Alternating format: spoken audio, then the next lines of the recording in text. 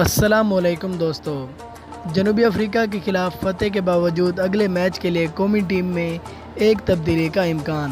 دوستو ویڈیو شروع کرنے سے پہلے آپ سے ایک چھوٹی سی ریکویسٹ ہے کہ اگر آپ ہمارے چینل پر فرسٹ ٹائم ہیں تو چینل کو سبسکرائب کر دیں اور ساتھ موجود بیل کے آئیکن پر بھی کلک کر دیں تاکہ کرکٹ سے متعلق تمام خبریں آپ کو وقت پر ملتی رہیں۔ تو آپ کا قیمتی وقت ضائع کیے بنا ویڈیو شروع کرتے ہیں۔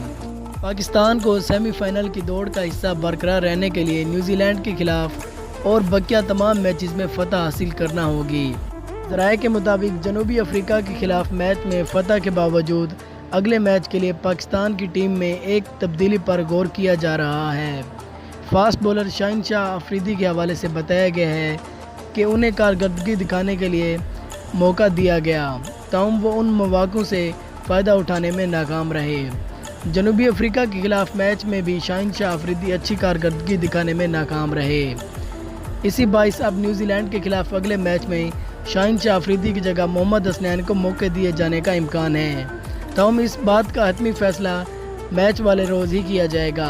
واضح ہے کہ ورلڈ کپ 2019 کے گزشتہ روز پاکستانی ٹیم نے لارڈز میں اپنا چھٹا میچ جنوبی افریقہ کے خلاف کھیلا تھا۔